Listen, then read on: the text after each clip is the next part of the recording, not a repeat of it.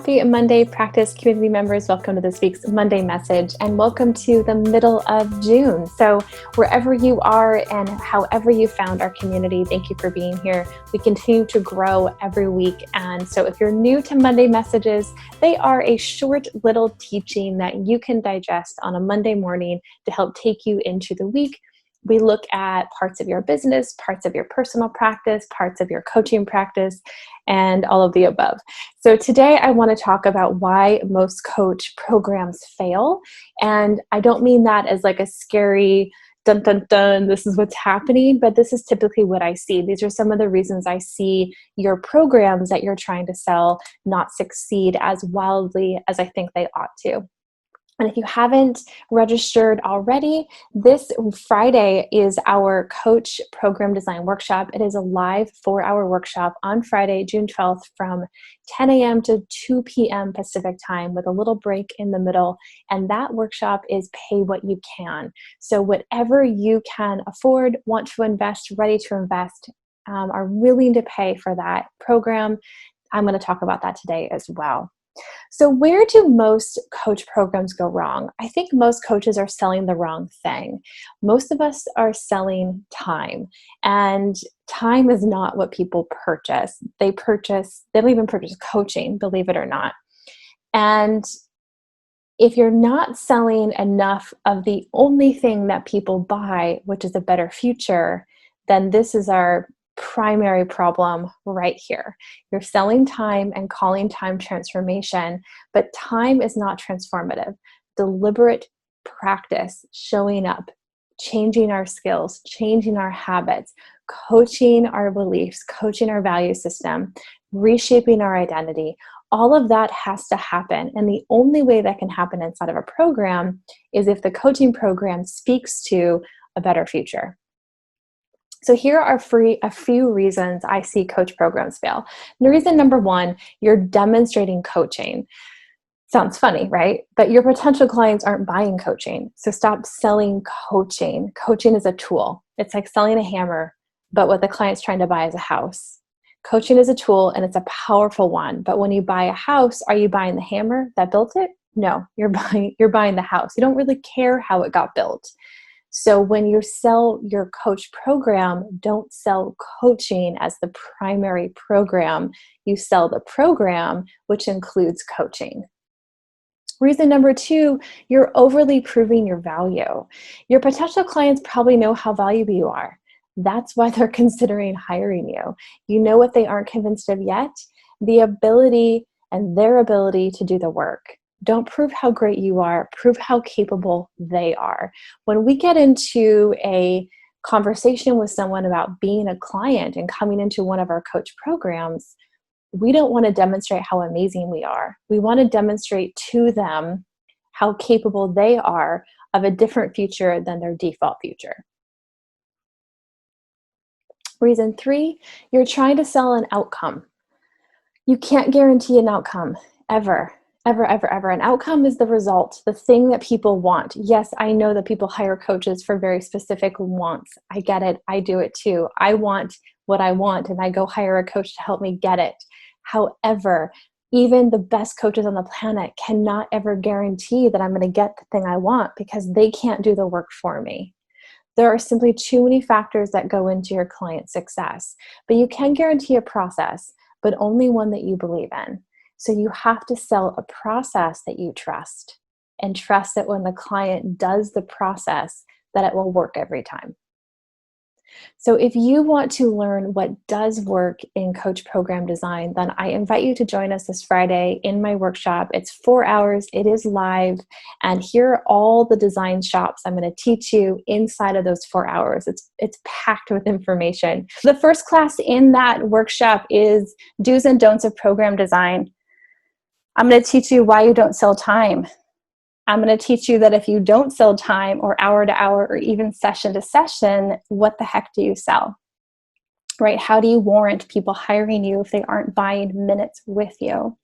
I will teach you what you must elicit from the client before the work begins. The key there being before. I'll teach you why your clients don't determine their pace, their timing, or the frequency of the work. That's part of the container and it has to be set up front. I will teach you why you outline their problem to solution pathway before they hire you, what you have to assume about the client's future before you begin the work, and how to even ask about that before you begin the work. All right, in the second class, we will talk about finding your program's purpose.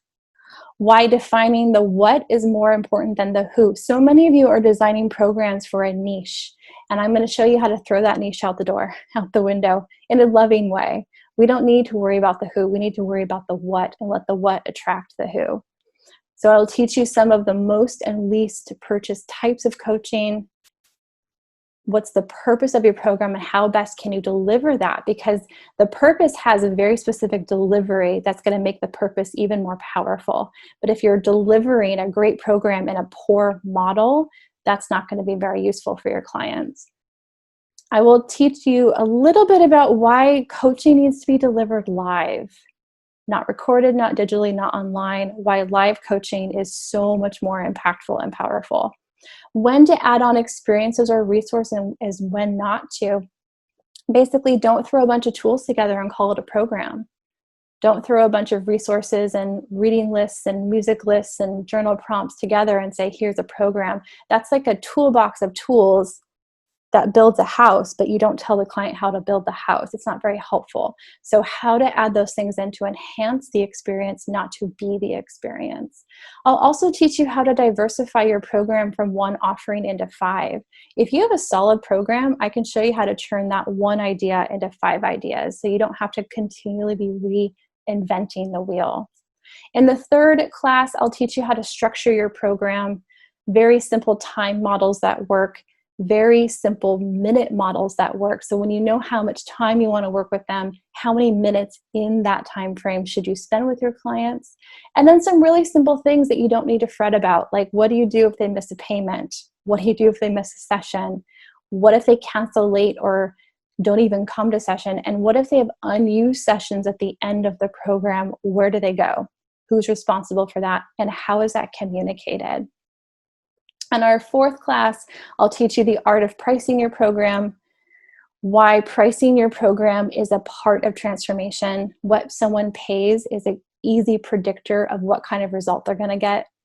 So I'll teach you how to price and how not to price. It just might surprise you. What is clear and unclear pricing? So literally, how is your pricing written out? And I'll teach you a few ways that are so much easier to digest. And simple things like, should you give a discount or a scholarship or offer a sliding scale? You might be surprised. I'll tell you, sure, go for it. But the language around how you do it matters, and we don't use that to fill programs. Payment plans and why recurring revenue is your new best friend. How nice would it be if you could predict how much income you have coming in 12 months from now? And why having 2 program options sells one better. Sounds like a paradigm, but it works. In our last class, I will teach you a little behind the scenes of program design. I'll take you behind the scenes of my program design, things like client disclosure agreements, payment tools I personally use, what to do when you get clients who pay in full. Super exciting, but we tend to spend it all. So I'll teach you how to organize your money so that you're not worried about those pay in fulls going away. Why scheduling is your client's job. How to track sessions, agreements, payments, keeping all the back end organized so you just have to show up and be an awesome coach. And then we'll end the class talking about upselling and what happens at the end of an agreement. Because remember I said most of my clients work in 6-month chunks, 2 to 3 times. How do we make that happen? So this class is 4 hours of live instruction, everything I just shared there, slide PDFs from every class like you get for master classes, worksheets from every class. So after the class, you can spend some time bringing all of that into your business and to your program, lifetime access to the workshop because we're going to upload it. And if you're able to attend live, then you will get to ask me any question you can possibly think of. And again, the cost is pay what you can. Pay what you can. My only request is that you pay the amount that you'll show up for. And I don't get to decide what that is. You get to decide what that is. But I am truly telling you, please pay what you can and the whole class will be yours. So go to awakenyourpractice.com/coach-design. Thank you guys so much for being here. I love teaching these classes. These last few months have been such a joy. The engagement, the questions, you guys are phenomenal. Take care, y'all. Bye.